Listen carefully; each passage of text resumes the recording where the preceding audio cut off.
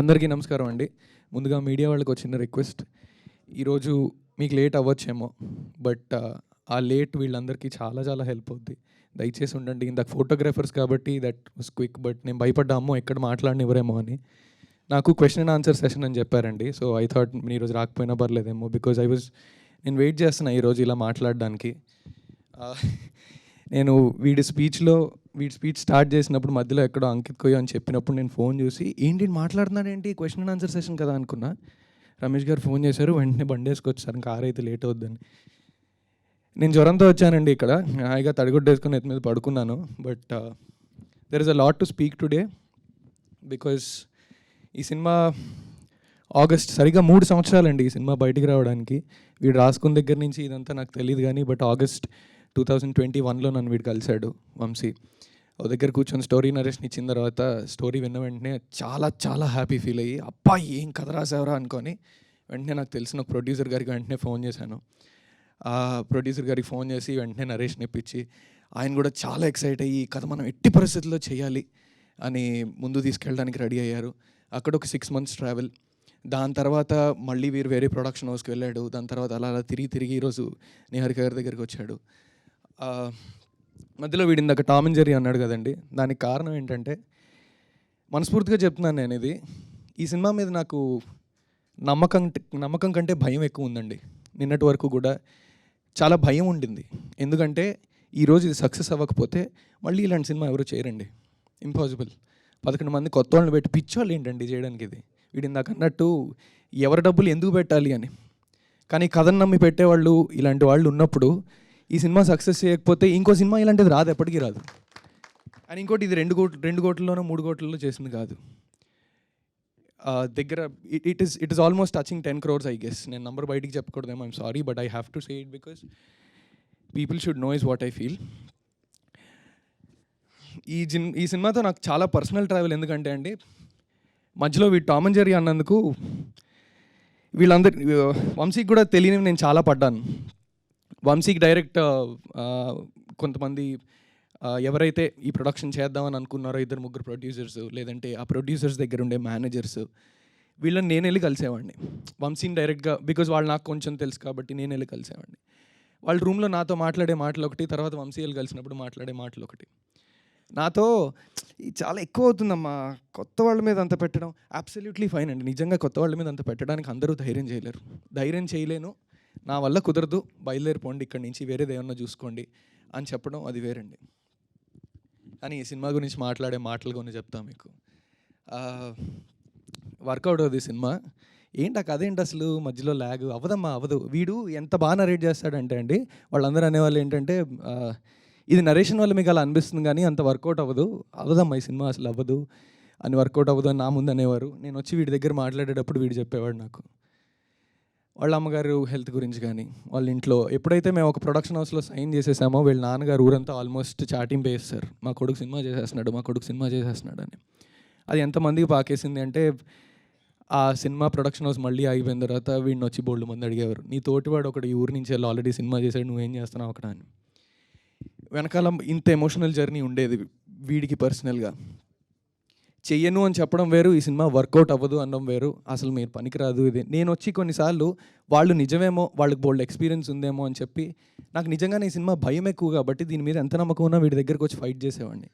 ఈ 11 మంది వీడిని ఎంత నమ్మేవారంటే నాకే భయం వేసేది, వీడిని అనవసరంగా మోసం చేస్తున్నారేమో, ఫస్ట్ సినిమా వీడు ఇంకేమన్నా చేసి దాని తర్వాత ఇలాంటి సినిమా చేస్తేనే కరెక్ట్ ఏమో, ఇంత బడ్జెట్లో అసలు ఎవరు పెట్టరేమో అని భయం వేసి నేను వీడితో వెళ్ళి కావాలని మొహం మీద చెప్పేవాడు, అరే ఇది వర్కౌట్ అవ్వదేమోరా నిజంగానే, ఒక్కసారి వేరేలా ఆలోచించాను. అబ్బాయి మొండి నా కొడుకు అస్సలు వినేవాడు కాదండి. లేదు నేను చేస్తే ఇదే కమిటీ కుర్రాలే ఫస్ట్ సినిమా చేస్తా, ఎందుకు అవ్వదురా అవుద్దులేరా అని చెప్పేసి.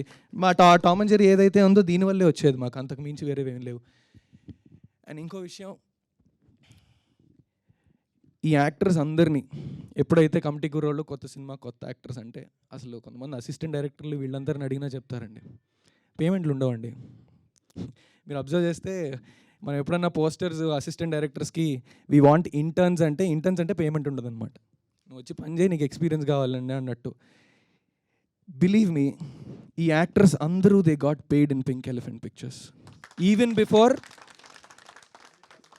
బిఫోర్ ఏంటి సినిమా రిలీజ్ కాకముందు పేమెంట్లు అన్నీ టైంకి మీరు అడగని కూడా అడగక్కర్లేదు. ఒకనొక టైంలో ఎప్పుడో రమేష్ గారి దగ్గరికి వచ్చి అడగడానికి ఇబ్బంది పడ్డారు వీళ్ళు. పేమెంట్లు సార్ ఒక లాస్ట్ పేమెంట్ ఉండిపోయింది కదా, ఇవ్వగలరా అన్నట్టు.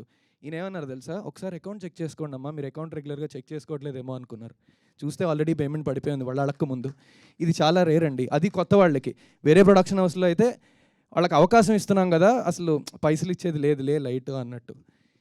అండ్ ఇంకో మెయిన్ థింగ్, ఈ యాక్ట్రెసెస్ని చూశారు కదా ఇక్కడ, వీళ్ళలో ఎవరో పేరెంట్స్ వచ్చేవారు ఆఫీస్కి రోజు ఫస్ట్ ఫ్యూ డేస్, దాని తర్వాత రావడం మానేశారండి. భయం లేదు వాళ్ళకి ఈ ప్రొడక్షన్ హౌస్లో వీళ్ళు వదిలి వెళ్ళడానికి. That is the safety she has created in pink elephant pictures, that she has created. And ఈ సినిమాని సక్సెస్ చేయకపోతే, నేను మీడియా వాళ్ళకి మళ్ళీ రిక్వెస్ట్ చేస్తున్నా, ఈ సినిమాని సక్సెస్ చేయకపోతే, కమిటీ గుర్రాలు తీశారు కదా, ఏమైంది మేము చెప్పలా, డబ్బులు రాలేదు కదా, వద్దమ్మా ఇలాంటివన్నీ మనకు వర్కౌట్ అవ్వ 2-3 కోట్లలో చేయమ్మా అంటారు. మనం మళ్ళీ అర్రే ఆ స్టేట్లో ఆ సినిమా వచ్చిందండి కదా, చాలా బాగుందంటరా, అది చూద్దాంరా, తెలుగు నుంచి రావడం ఉండదండి. దయచేసి మీడియా వాళ్ళందరూ కూడా I think please push this film as much as you can, because అంటే on a personal interest I think you have to write, and it's a request. And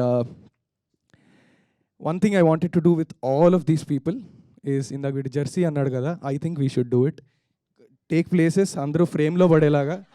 no I'm serious, అందరూ ఫ్రేమ్లో పడేలాగా please take your places. అమ్మ camera వైడ్లు పెట్టుకోండి అమ్మా. Run. You should come. Everybody should come. Yeah, we are doing here only. Come, you come forward. All of you. You should be visible, okay? And Vamsi garu ravali. Inkoti. I wanted to say this. Eena sir, Friday oka preview veyadam jarigindi. Dan tarvata Thursday oka preview veyadam jarigindi. And then Ashok andaru మేధావులే వచ్చినట్టున్నారు చాలా వరకు. మేధావులు నేను ఎందుకు అంటున్నా అంటే, మనం మర్చిపోయామండి సినిమాని అలా ఆస్వాదించాలో.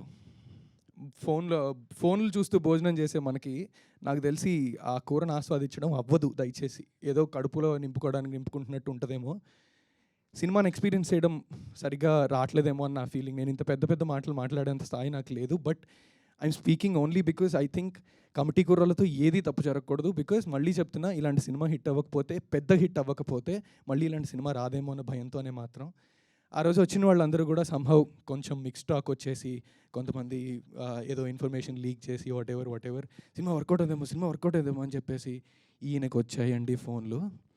మామూలు ఫోన్లు రాలేదు ఈయనకి. ఈయన ఎంతో స్ట్రెస్ ఫీల్ అయ్యారు. అండ్ దెన్ బట్ ఎప్పుడైతే ఈవినింగ్ షో ఈ పెయిడ్ ప్రీమియర్స్ పడ్డాయో అప్పటి నుంచి జెన్యూన్గా మౌత్ టాక్ పికప్ అయిందో, that's when we all were so happy. ఈయనకి సంబంధం లేదు, ఈయన ఎప్పుడూ హ్యాపీయే. బికాజ్ ఈయనకున్న ఎక్స్పీరియన్స్కి ఈయనకి తెలుసు అసలు ఈయన మేమిద్దరం ఎదురుగా కూర్చొని టెన్షన్ పడిపోతున్నాం.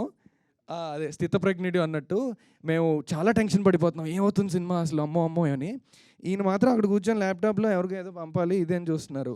మేము మాట్లాడేదానికి ఈయన అడిగే క్వశ్చన్కి సంబంధం లేదు. మేమేమో సార్ భయం వేస్తుంది సార్ అంటే, ఈయనేమో అది ఎవరికి ఏదో పంపాలన్నో ఏంటమ్మా రాజేష్ రామ పేరేంటి అని ఇలా కూర్చొని కాఫీ తాగుతావా టీ తాగుతావా అన్నట్టు. ఈయనకి అసలు సంబంధం లేదు, because he knew it's a hit.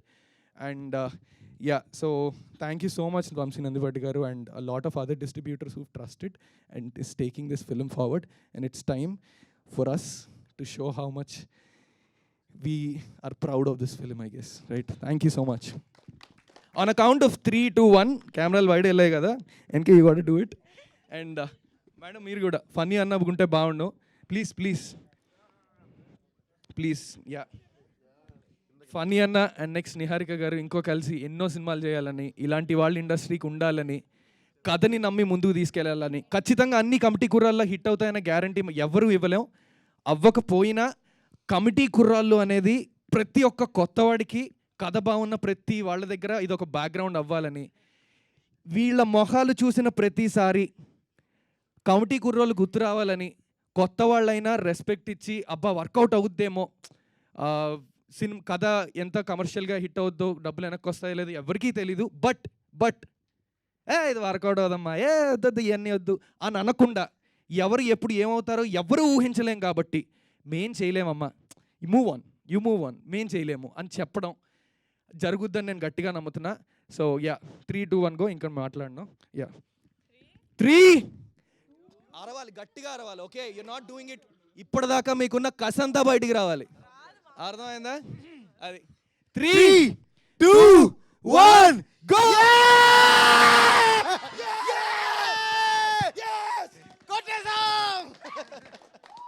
Thank you so much, thank you.